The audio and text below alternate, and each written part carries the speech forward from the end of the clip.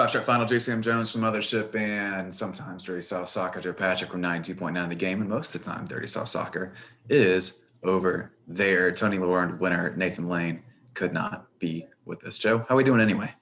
Sam, I'm doing great, actually. I feel good. You know, we started this Patreon a couple weeks ago, and I put this out on Twitter. I did not think that one of the main benefits was going to be the Discord server, but it's like lifted my mood recently. It's just so great to see the community that's building there and the chatter that's just going on nonstop about Atlanta United or whatever else. It's great. When we started the show, the number of people that have actually subscribed to the Patreon is the amount of people I thought would actually ever listen to this show.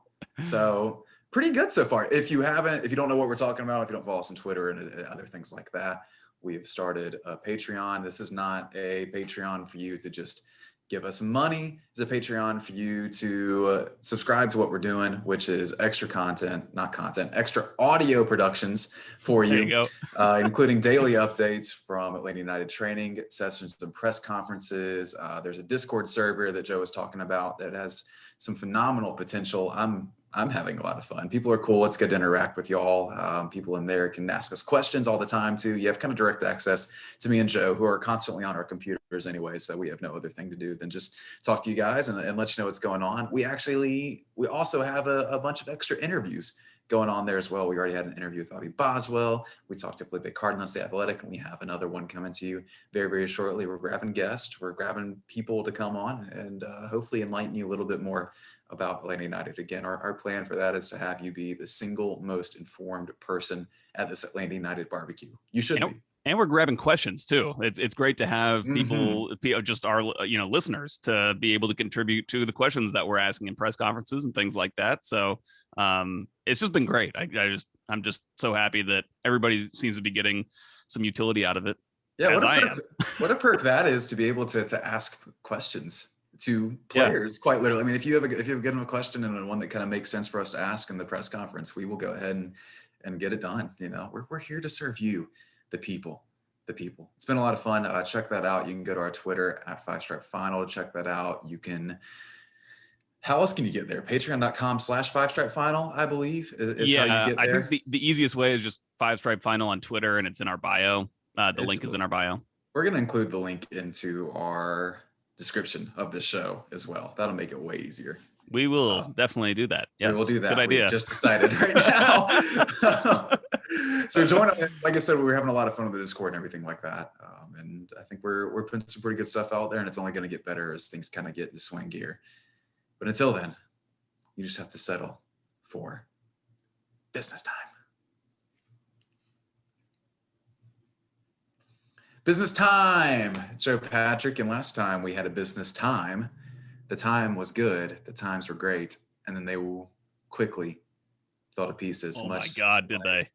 Lautaro Gianetti's anterior cruciate ligament, apparently. I think I read somewhere it may have been on Reddit or something. I think it was somebody on Reddit, because I am on Reddit with my burner account on there, just contributing to the chat. I think somebody said that they had read somewhere that the graft of the ligament that they used in the ACL in Lautaro Gianetti's ACL surgery had not taken or something, or it was that's never good when you're talking about the graft. that is something, honestly, we don't see that much in American medicine, but there you go. No. So that was actually reported by our dear friends at Vela is 670. Again, if we can't trust Vela 670, they've been all over this. Who can we trust? But yeah, no, they reported that the graft was, I believe, in disrepair or something like that. The graft they had done in the original thing was not in shape. Changed. Something like that. Yeah, it was a weird terminology. I'm sure that was part of the translation too, and also us not being doctors. But sounds bad. So that deal, after all our optimism, we should have known. And I guess and now he's going to have surgery again to repair this thing. Yep. And who knows when he'll play next. So I feel bad for him too. It's pretty brutal to have an injury uncovered like this. I mean, maybe the good news is that you uncover it during a procedure like this instead of it happening on the field, because I think that it sounds like it was only a matter of time before that thing just ruptured again or something, and it was just going to lead to even more damage. So just a brutal situation pretty much for everybody. Yeah, I mean, how brutal is it to like get a new job, you fly all the way over, and then you get told that, oh no, actually, you're not coming here. Also, you're pretty much unemployed for the next year. Sorry. Yeah. It is interesting too when you think about it from Velez's point of view. First of all, they are, they thought they were going to get probably around $3 million for this sale, and now that's not coming in. So who knows if they're going to be strapped for cash now. That's besides the point. The other interesting part of it, though, to me was, I don't know if you recall this, but during the negotiations, there was reports, and I think it was confirmed that the agreement was for Atlanta United to take 100% of the deal, which we almost never see. It's almost always 80%. You get 80% of the value or whatever. Of the pass. So that was of the pass. So that was kind of interesting that it seemed like Velez was demanding all of it. They wanted to just part with Giannetti completely. I thought at the time maybe it was just down to his age, and they just figured that there wasn't going to be that much value left in him transfer wise. But yeah, just a crazy deal, and it's certainly left Atlanta United in a lurch now. It is. I wrote about this week about what Atlanta United can do at center back, and it's tough. We've looked at some players in Argentina as well on Football Manager, so there's a lot of good stuff around the center back situation on the site right now. I'd recommend anybody check that out. We're going to get to a lot of that. You guys had a lot of questions. This is going to be a quick business time and a whole lot of question time, which is how you, the people, want it, I'm sure, rather than to hear us just keep going on and on. But we do have a couple more things to get to, like very important things, such as that random River Plate guy is here. I genuinely can't remember his name. Matias Benitez? That's what it is. Is that it? Yeah. That's it. And he's a reserve for River Plate. He has Instagrammed himself here in Atlanta wearing Atlanta United training tops. That's all we know. That's all we know. Training tops. He's the sexy training tops. Yes, he's a ghost. I mean, we really don't know anything about him, but if he's in the River Plate system, you have to assume some positive things. It's interesting to kind of see Atlanta United potentially continue to bring in players who maybe don't figure into the first team right away. Yeah. But can get some time with the twos and really kind of continue to be a farm system essentially for them, which I think is the plan for this guy and for folks like Matias, the other Matias. There's so many Matiases. Not Maceto. The one from Venezuela. No, shit. We're cutting this. The one from No. Oh, the yes. You're talking about that guy. Rocco Rios Novo, the goalkeeper? No, but that's also another one. What is happening? I think I know who you're talking about. The Venezuelan Darwin Mateus. Darwin Mateus. Thank you. Good Lord. We're cutting all of that. Yeah. No. So, I mean, it's interesting to see Atlanta United using the twos like that. It's kind of like a new world in terms of trying to deal for players at this age, and essentially use it like as a farm system, like really getting players, bringing them, integrating them into that. I don't want to call it a youth team, but for all intents and purposes, it kind of is for Atlanta United. And then that way, if you can pull that off, I mean, that's great, because then you can kind of get them through that, moving to a new country, getting them settled in their personal situation, and kind of move beyond that and then when they come into the first team, they're just comfortable playing, and they just feel better on the pitch, more free and all that stuff. So if it works out, it'd be great. I'm interested to see kind of how a guy like Benitez develops. Seems good to me. Not coming to the first team or the second team. Not yet, anyway. Andrew Gutman. More like Andrew. Bye, man. Nice. Bye, Andrew Gutman. Atlanta United signs him from Celtic, immediately loans him out to Red Bulls for about $50K in GAM, potentially. If he meets certain performance standards. Atlanta United paid $75,000 in GAM to Cincinnati to acquire his rights in the first place. How any of this works out, I have no idea, but it seems like this is something that's set up for possibly potential departure for George Bello at the end of the season. I think it just gives you cover, right? Like it gives you cover that if Bello has that season, I think that everybody wants him to have that season that gets him sold. Essentially, it's like one of those things where you don't want your kid to go off to college, to a great school, but you do also because it's better for them and all that stuff. So he needs to leave the nest at some point. We all don't want to see it, but hopefully that happens with him playing great this year and being a huge contributor. And then you have Gutman there. And I think it's really nice to have Gutman get another year of MLS experience. Of course, he got a year of MLS experience last year playing for Cincinnati.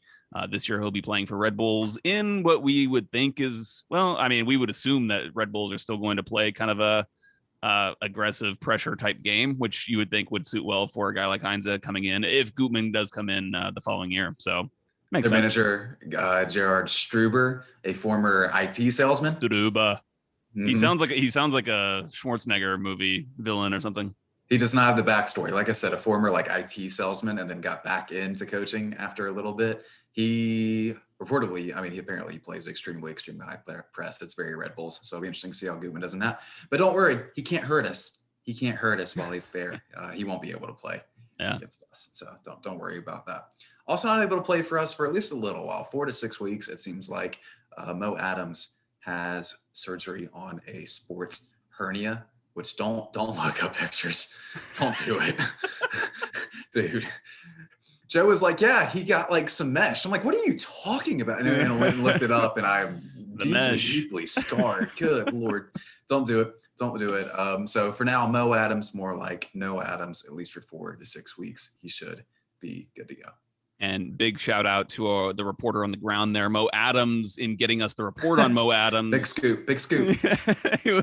He broke some news on himself last night, tweeting from the hospital bed. But glad to see the procedure went okay. And hopefully he does come back in the 4 to 6 week window. That's what the club said.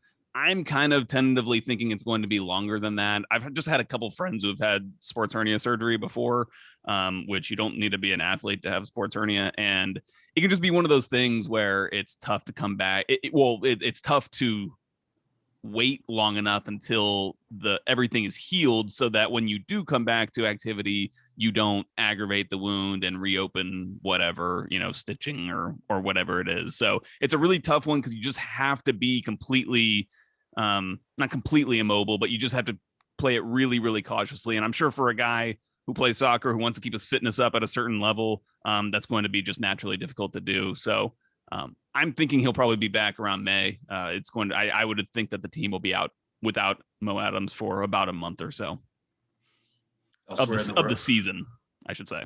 Right.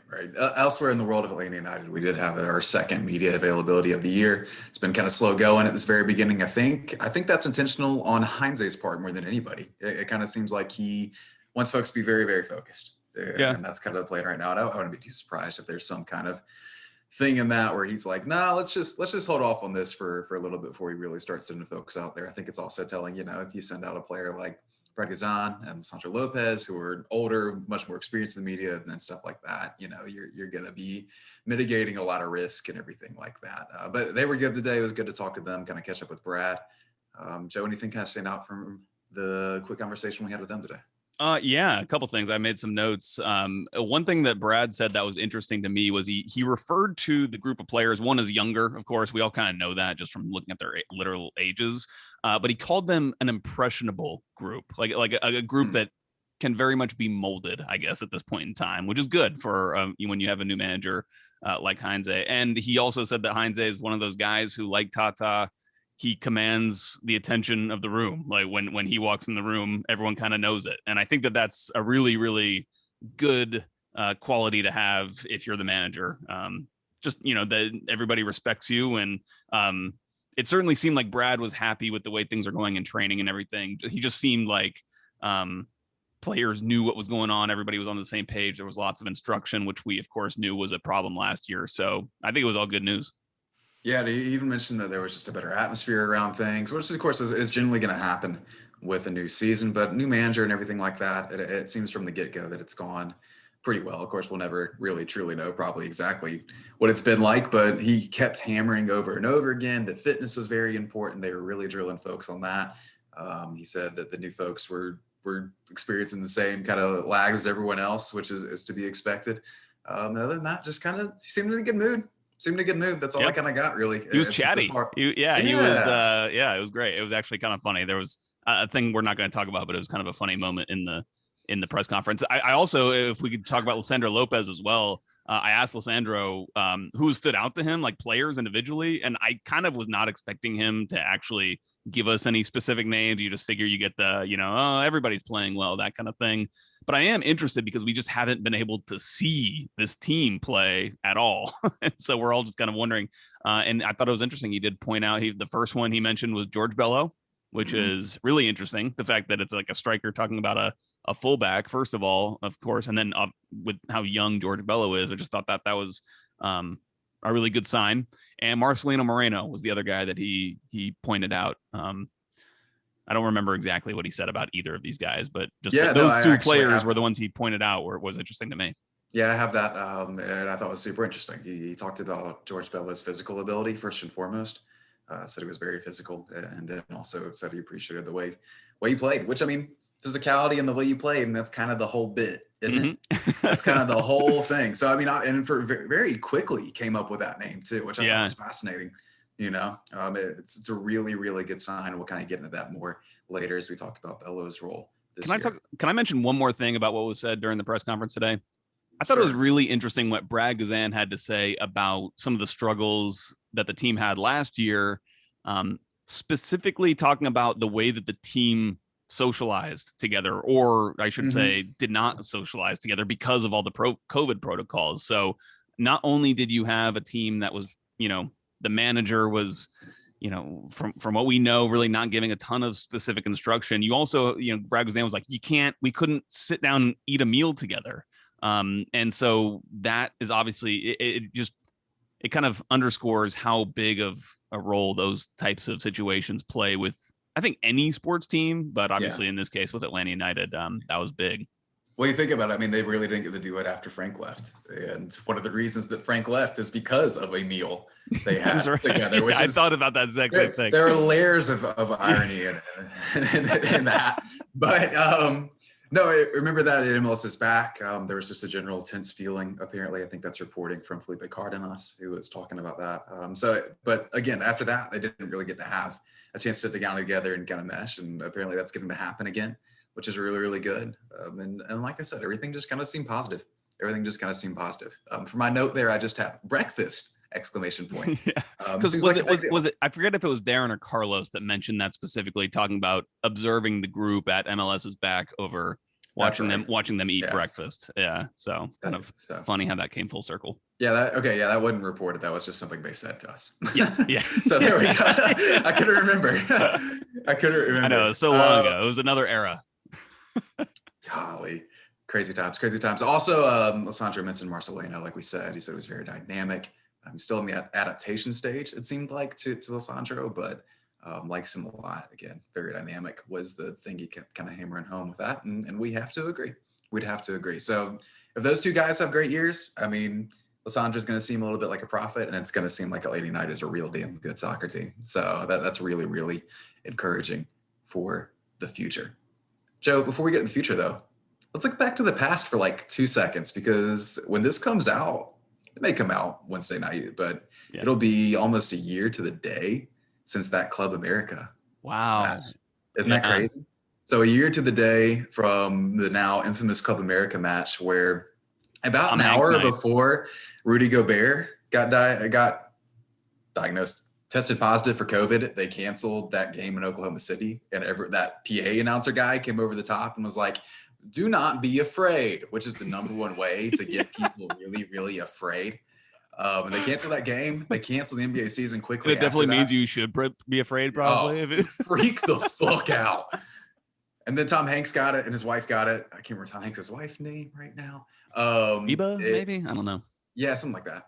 And then Atlanta United got their ass kicked by Club America. And it was interesting. I talked to Brad a little bit about that today as well. And he said that they were flying home after that game, which I'm sure was already just miserable anyway. And slowly kind of getting the news trickling in that things were about to be very, very different. I remember I drank a 6-pack of Athena That's about as much as I've drank maybe ever, I think, in my entire life. I'm not a big drinker, but that night just seemed like one of those nights. And the Twitter account reflected that. I went back and looked through some more tweets.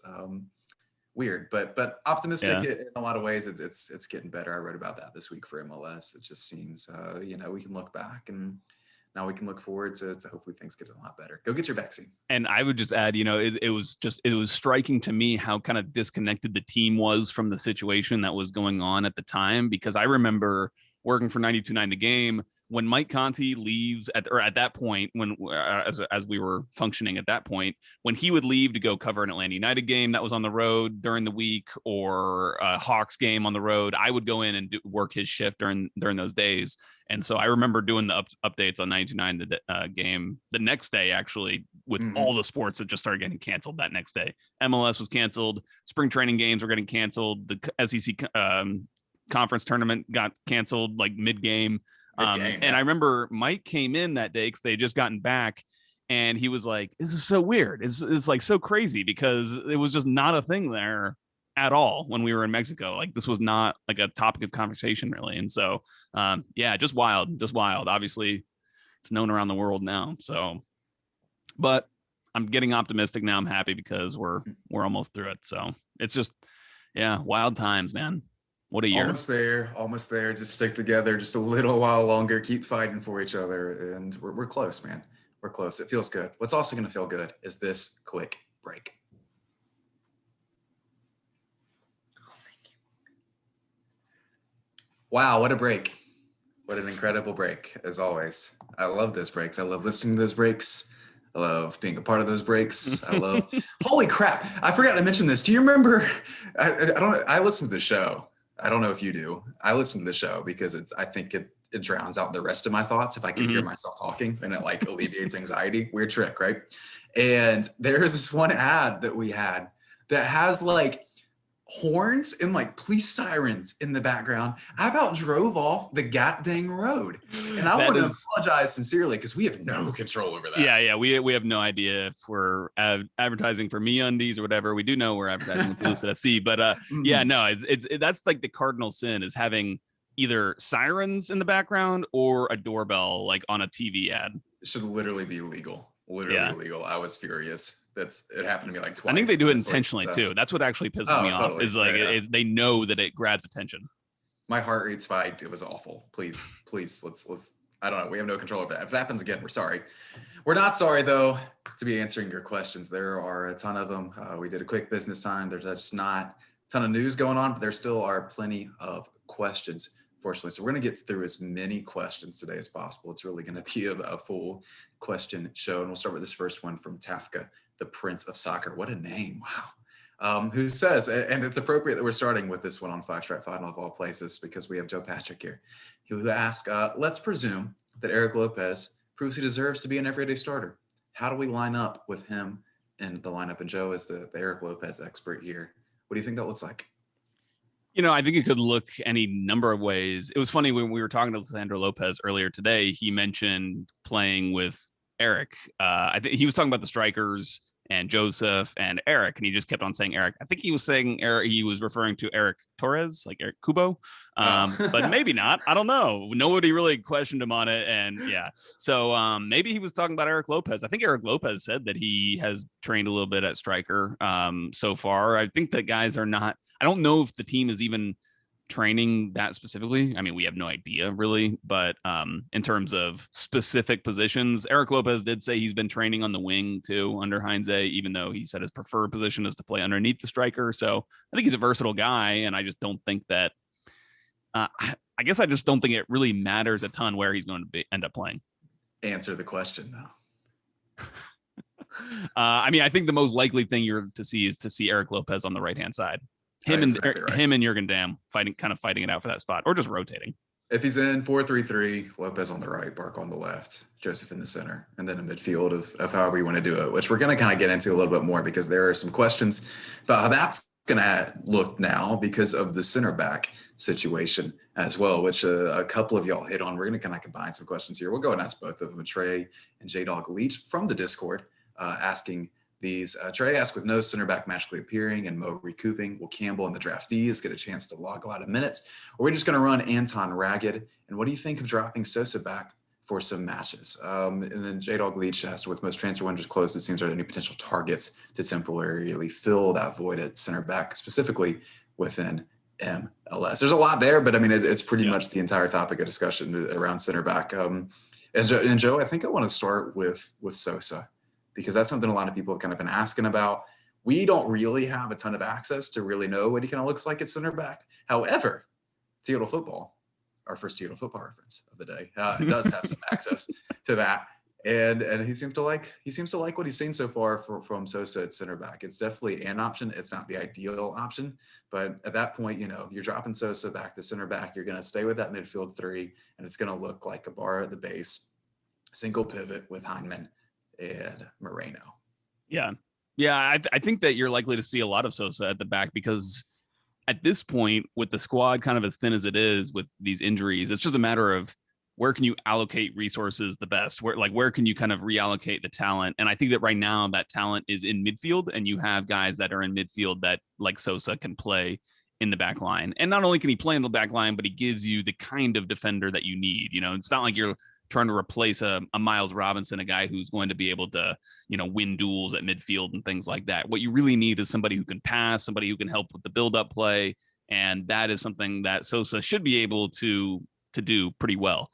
Maybe the team probably is sacrificing a little bit defensively because he's probably not as big and strong and physical as a guy like Lautaro Giannetti would have been. Mm-hmm. But I think that would be the move that you go with. I just feel like you have to do that, because otherwise, and Anton Walks is going to get some run too. He's going to get some playing time just because there's going to be a lot of matches.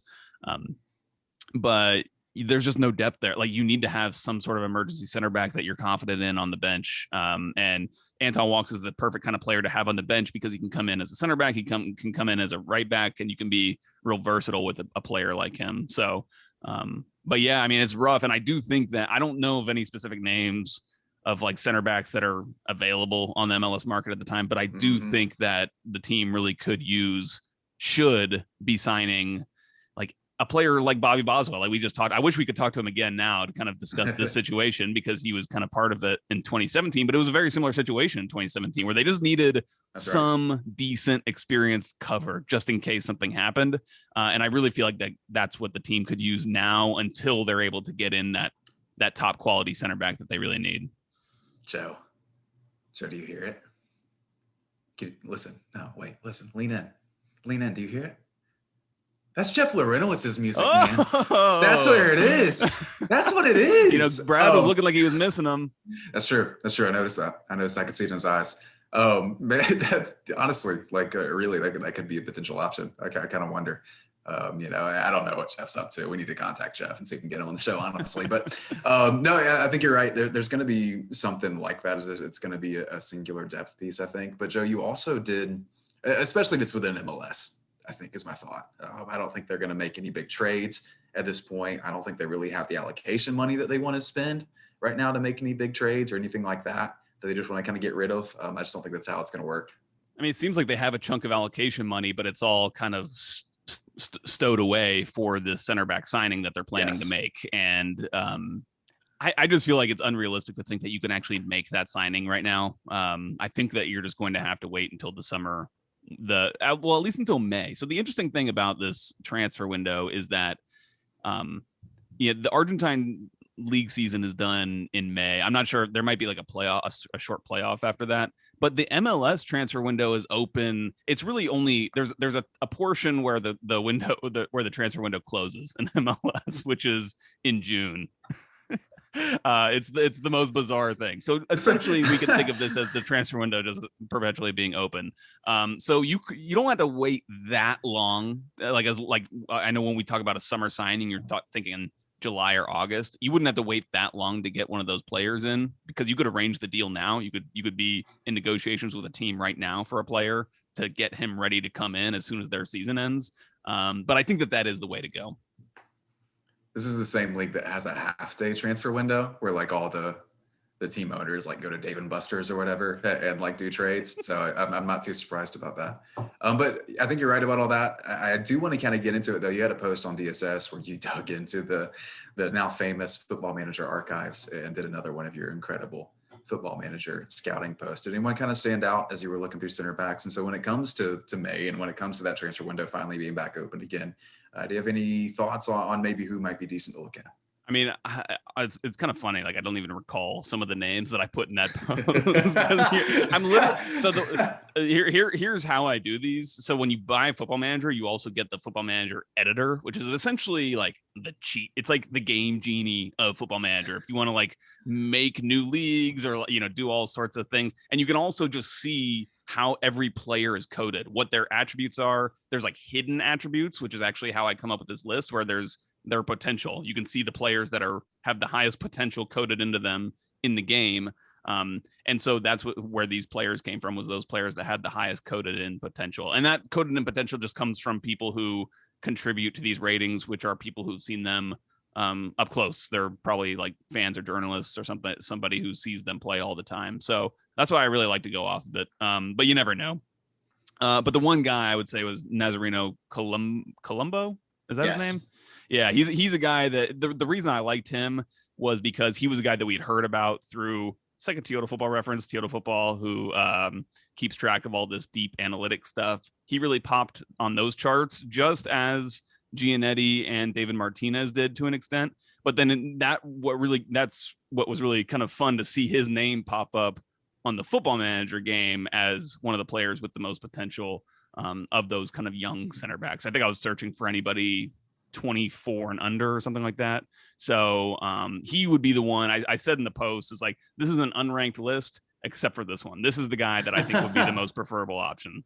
Wait, we know that Darren and company read us. We know that they listen. So maybe that's right. Maybe again we can keep pushing this and will this into existence. And he can skydive for the announcement. Exactly. Perfect synergy between podcast and club. As it should be.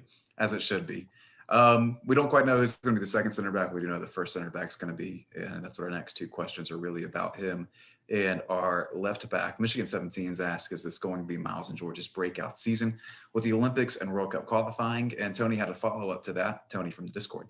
He says, is there any concern with the players about USMNT and Atlanta United relationship? Our bridge is potentially burned for our guys. And I'll start by answering that one and say no, not at all.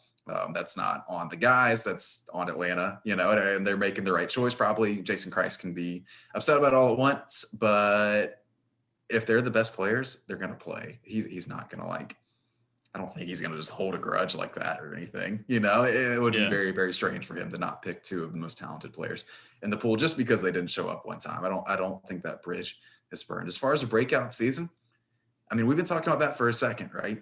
It'll be interesting to see, but we think Bello especially is prime for that. And Lissandra's comments today kind of have my hype sensors going off a little bit, which is fun. Not to put too much pressure on him, but a lot's going to be asked to Miles. We've said that from the beginning. A lot's going to be asked to Miles, but if he steps up to the challenge, clear breakout season, potentially, yes. Oh yeah, I think so for sure. I mean, can you imagine Miles Robinson not being in this camp as well with the Giannetti deal falling apart? You would literally have like your center backs be Anton Walks and I guess George Campbell, or I guess Santiago Sosa, Efrain Alvarez, who was a child, who was like literally 16. Yeah, that's a whole nother thing. When we talk about center backs like Efrain Alvarez or Morales. Sorry. Yeah, sure. I keep doing that. It's the Galaxy guy who is Alvarez. Sorry. Yeah. Technically he is a first team player. He is like a skinny kid. He's like a skinny, lanky kid. He is an Atlanta United 2's player. And for that matter, I think this is just my opinion, but I think that Josh Bauer is too, AKA Jack Bauer. He's not even signed to the first team. He hasn't even signed a deal yet. So it's really hard to talk about those players as being potential contributors to this first team. But yeah, going back to the question, I think that this is definitely a breakout year for both George and Miles. And I see both of these guys as European players. So I kind of hope they have those breakout seasons and it happens for them because I think it benefits all parties. And I should say, I think that's why we saw Atlanta United lock down Miles Robinson a couple of years ago to a contract extension. I think Atlanta United saw the potential as well there, from a financial standpoint. The fact that they could have a player here who is worth $5-10 million, and it was worth it at that point to lock down the player long term.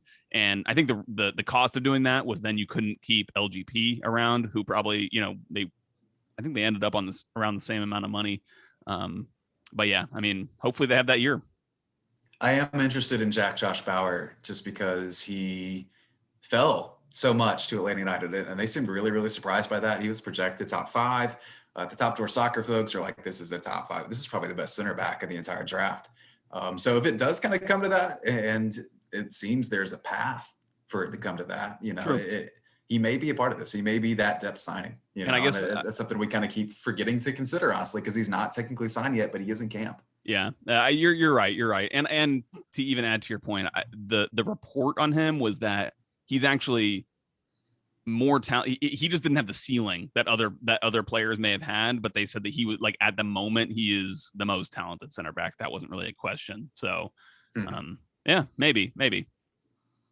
I'm here for it. It sounds like Dansby Swanson, honestly. I think that we know that if he does end up signing and playing with the first team, or at least being on the bench or whatever, then I trust that's a decision that was worth making.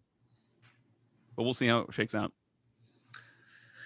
A lot of questions at the back and questions up top too, which I don't think are being maybe asked enough right now. But I'm glad Nick did kind of get to this because it's something we've been talking about a bit. Nick asked, who scores the second most goals on the team after Joseph? He thinks it could be Moreno. His other thought was Lisandro, but Lisandro is not going to start. Obviously, if Lisandro is the leading scorer, I think something has gone wrong. Something has happened to Joseph. Something is not right. So that's probably not going to happen, hopefully.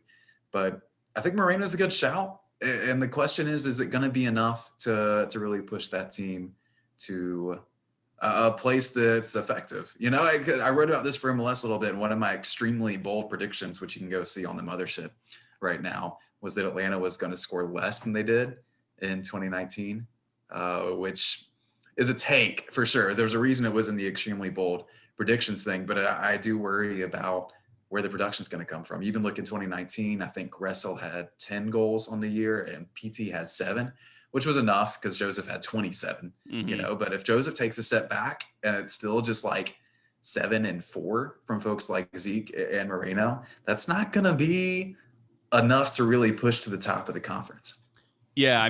I think that we do have to expect Joseph to take, I would say, like a significant step back in his production levels, in the numbers. We just saw his fitness, it needs work, and he probably won't be able to play the amount of minutes, first of all, just early in the season that he would have been playing in other seasons. So, and I think that Lisandro Lopez will actually get a lot of those minutes. I am now more bullish on him than I was before. Before, I kind of thought of him more as a Jeff Lorenowitz type figure, honestly, in terms of being just like a mentor, coach, leader, and apprentice to Gabriel Heinze while he's here. But I do think that now I get the feeling that he's going to contribute a lot, especially early in the season.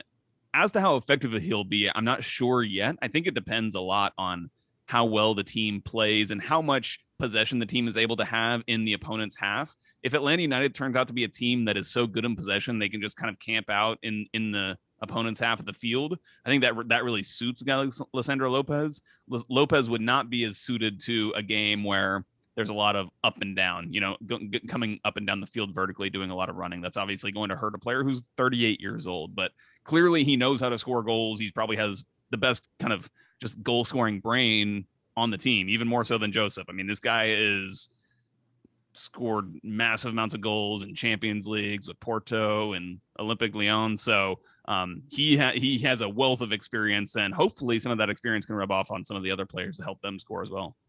And he's dad hot. Like, damn, man. He grew his hair. I thought so. Like, there were old pictures of him in our database where he's bald. Yeah. But it turns out he's just one of those guys who's so freaking confident he can just shave his head bald and then just grow his hair back. Like, no big deal.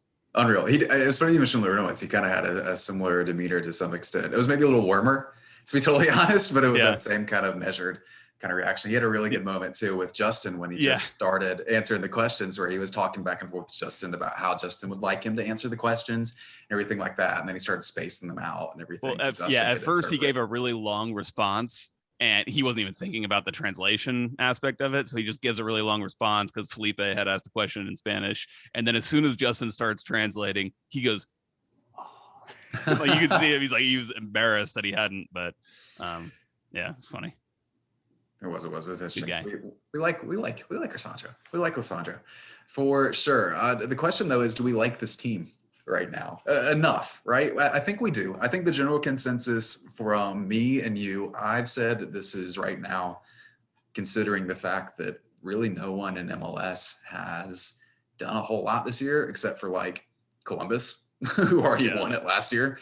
I think this is a top 5 team, just theoretically right now on paper, but there's some questions about that. There's some devil's advocate questions coming in from folks like Puglisi and Rye McManus, and I'll kind of go with Ryan's here, but Puglisi asked a very similar question, but Rye says, devil's advocate, we've brought in a lot of good players so far, but any of them standout difference makers. In fact, the front office has missed, not their fault, on the 3 best players they had tried to sign this offseason. Are people overhyping our offseason acquisitions? And it's a fair point, because last year we thought that some of the guys coming in might be able to add a little bit, especially if we look back at like our feelings on Mateus Aceto and players like that. But to me, it still feels like, if you look at some of the analytics and everything like that, just the general sense from people who have seen these players and talked to folks who have seen these players, this seems to be a higher level of signing coming in. But we don't know for sure. It just seems to be. Yeah, right. Yeah, for sure. I think where my optimism lies with the moves that the team has made, these signings that they've made this offseason, is just the general profile of players that they've acquired are a young, tenacious style of player. They're a player, and I really felt like that was lacking last year in this team. The team was slow, just sluggish, not very aggressive, especially defensively and trying to win the ball back. And I think that the players that they signed, is like when you look at a guy like Franco Ibarra, he's the perfect example of a guy who's not uber talented in and of himself. He's very much still a developmental piece, but I think that he is also a piece that will contribute exactly to the areas where Atlanta United struggled last year. So, and of course, obviously Atlanta United struggled to score goals, but they're getting Joseph Martinez back this year. So that's obviously going to be a huge help in that regard.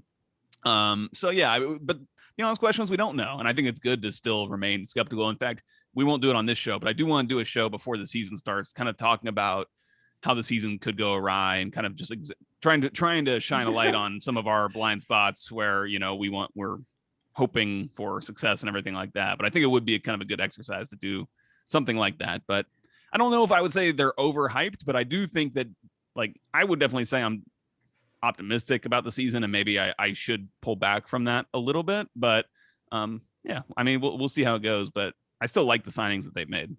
I love a good disaster show. We may have to put that into effect.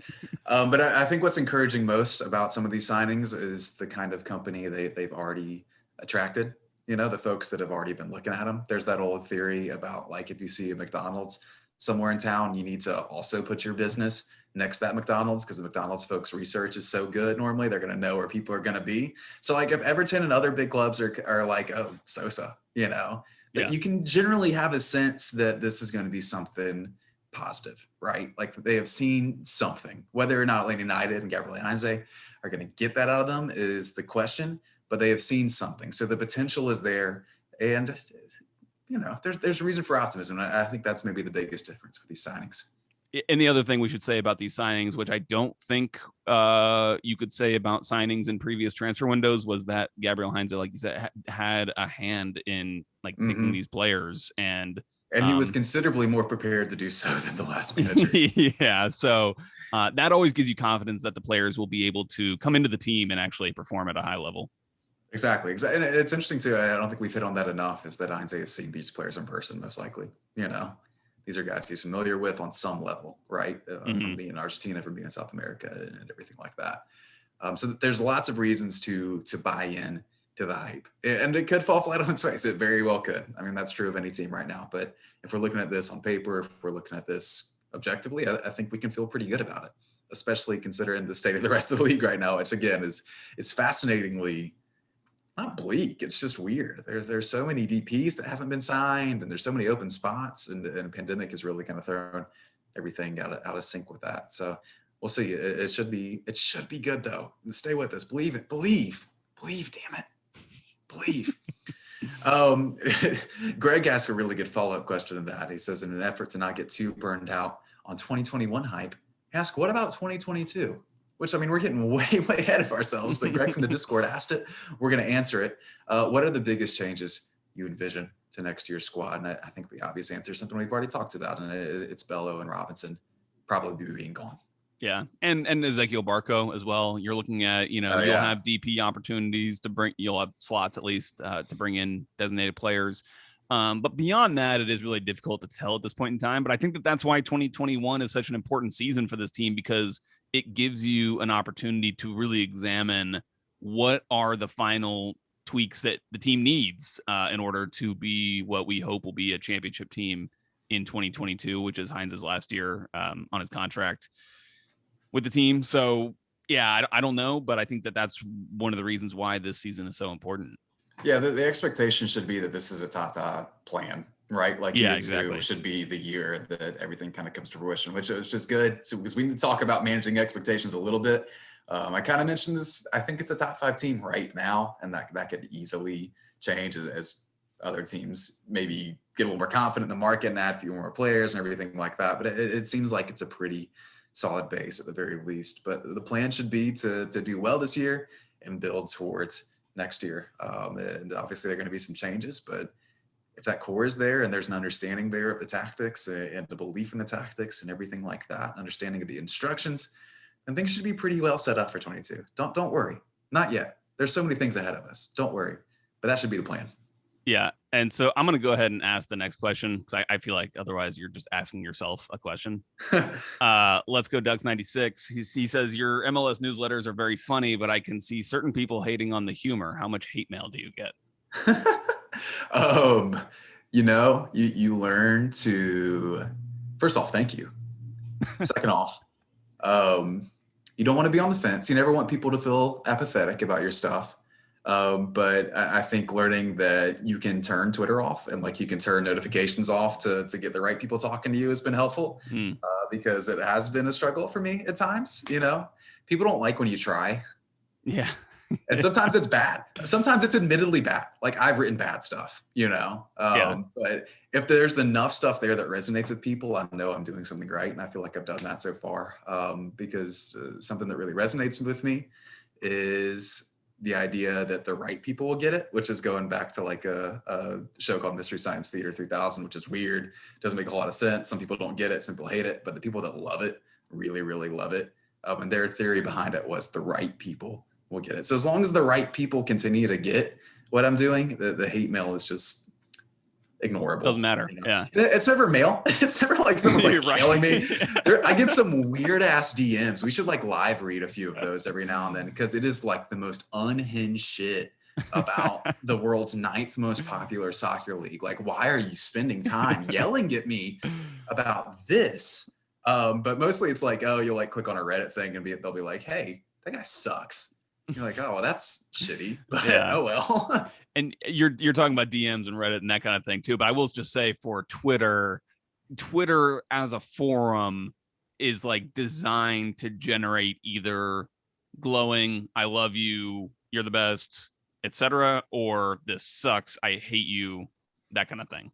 Right. So that's honestly what's been so great about the Discord to me, is I feel like it's a much more natural, like, human conversation we're able to have. And I don't say that about Twitter to try to like demean anybody who's on Twitter or replies to people on Twitter, because I do it. I'm on Twitter, that kind of thing, even though I'm trying to do less of that. But yeah, I mean, it just I've dealt with it as well to a lesser extent. You're writing for a national platform, and it just like, I don't know, for me, like, you just get to a point where, yeah, you stop caring about those people's opinions. Exactly. And what your stuff is just different because you've been like weirdly targeted by random people, and that's never ever made sense to me because you do such a good job. But yeah, you learn that, initially it's a kind of shocking, like, oh my gosh, someone doesn't care for what I do. And that's like a big thing, you know? Right. Yeah. Like, because you would never find out about it otherwise in real life. No one would come up to you and be like, hey, fuck you. You know? Yeah, exactly. But like on Twitter, they're like, hey, fuck you. And it's like, what the hell? But I think me and Joe have both kind of learned to manage it. I will say there have been some low points, but that's a good question. And I appreciate you looking out for us. Let's Go Ducks. I think me and Joe are both doing much better with that.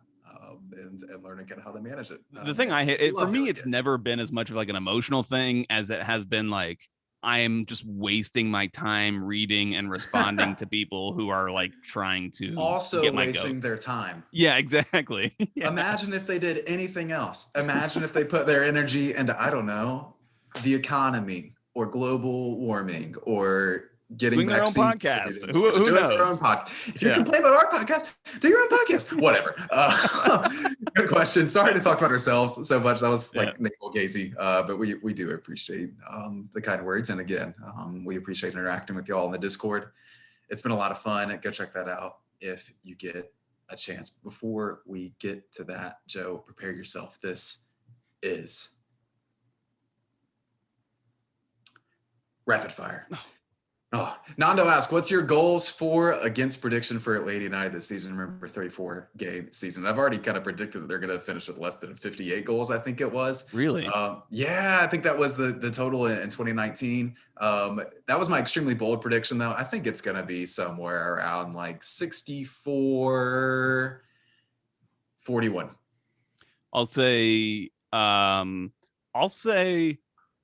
66-4, and I'm gonna say like 55 against. I could see this team. I could see this team having some big losses. That's what I'm predicting. Like several. You remember that away game to Chicago where we decided to just publish the match report at halftime? And it was just the video from Troll 2. Oh my God, they're eating her. Oh my God, they're gonna eat me. Yeah, I'm kind of anticipating some of those kinds of results this year. I love it. But there'll be some good ones too. Atlanta United going full chaos team. Your name here asks, what's the first thing you're going to do after getting the vaccine? I'm hugging everybody. Need a hug, Sam? What about you, Joe? Anybody else? First off, love hugs. I've missed hugging people. My first thing I'm going to do after getting the vaccine is I'm going to go to the gym. That's going to feel good again. 2, I'm going to go just sit at Midway Pub on the patio there and drink a beer and take in whatever sporting event is going on and just not worry about anything. And it's going to roll. Yeah, that's what I can't wait to do is go to my local, which is called Righteous Room, right down the street. It's a very small, dingy dive bar, and just drink lots of PBRs or whatever. The great thing about this pub that I go to is that if you just drink enough, the waiters are also drinking, and they forget what you got, and because they're just keeping it on a piece of paper, and you actually get a great deal. Love it. Love it. Alex asks, give me a quick explainer of the Montreal manager situation. Alex, do you know, like when you're talking to someone and all of a sudden you're in the relationship and then they seem kind of disinterested all of a sudden, like they're replying short with text messages and things like that. Thierry Henry did that to Montreal, then he ducked, and now they have a assistant manager who's been there for a long time. Seems like a good dude taking over for Thierry Henry. It's a bit of a change. Joel Betts from the Discord asks, after listening to Felipe, go listen to our Felipe episode on the Patreon. What players in MLS could you see coming into the squad? The great and wonderful Breck Shea. And again, I think we kind of mentioned that before. We don't really know. And hopefully not too many MLS players. Thanks. Yeah, maybe Jeff Lorenowitz. Maybe Jeff Lorenowitz. Stamper asks, Joseph Martinez over under 20 goals this season. Ooh, that's a good one. Over under 20 goals for Joseph. I'm gonna go rapid fire. I'm gonna go under. I'm gonna go over. 19. Kevin from, oh my God, you went under. Kevin 19. Kevin from Discord asked, draft your all-time 7-a-side team. We're assuming 2 defenders, 2 midfielders, and a forward. Brad and Alec Kahn are the goalkeepers. This is all-time Atlanta United. Yeah, exactly. 2 defenders, 2 midfielders, and a forward. Go. Bello and Miles Robinson. He'd be bad at 7-a-side. Bello and LGP. Almiron and Nagby, and striker it's Joseph. Of course, I like it. I think I would put Miles with LGP in the back too. Anyway, Tony from Discord asked, should we worry about the international slots? I love the shout out, Tony. No, I'd say don't worry about them. What is the FC by not worrying about them means you might get rid of a player. Sorry, I'm not. This is rapid fire. Go. Rapid fire. Let's go. Ducks 96 from the Discord ask, what does the FC, or actually he asked, what the FC stand for in Lucid FC? What the F? Footwear and clothing. Stamper you know it. Footwear and clothing. Who's your favorite James Bond? My favorite James Bond is Sean Connery, but not in that. It's in that movie where he's wearing like the red jumpsuit bandolero. I can't remember the name of it. It's deeply terrible. I love it. I know what you're talking about. Blue Guai from this, I don't know how to say your name, dude. From the Discord, ask, what can you tell us about Wednesday's Best 11? I can tell you it's going to be a tough draw. I can tell you it's going to be a tough draw. Tough draw. This name, Tata E. Barco's Taco Barco. From the Discord. Bob Loblaw's Loblog. Okay, why isn't there more to talk about right now given the off-season upheaval? The answer is muscle confusion. Joel Betts ask, which cookout has the best ambiance for first dining out experience once you get vaccinated? Joel, wait till 2 a.m. and then go to the Moreland cookout, walk past the security guards that are literally out in front of this cookout and get yourself a cheer wine float. It'll be delicious. And that was Rapid Fire. Woo! That was a fun one. Pour me out. That name got me. Okay, anyway, Joe, any final thoughts before we get out of here? If you want more social media, talking about social media, sign up for our Patreon. We got a good show coming for you. Oh yeah, that one's gonna be good. That one's gonna be real good. We're excited about that. We're recording that later today. It'll be on the Patreon soon. Thank y'all for following us. Go follow Joe Patrick at JPatrick200. Go follow me at J_Sam Jones. I got a piece up on MLSsoccer.com right now. I got a few others coming. Joe has plenty of stuff up on DSS. Go listen to 92.9 The Game when you're driving around not listening to Five Stripe Final in your car. Joe will pop up on there from time to time, talking all things Braves and Atlanta United. And yeah, go follow us at Five Stripe Final on Twitter as well. Check out the Patreon, see if it's something you're interested. We love you. We appreciate you. And that's all we have to say. Bye, all.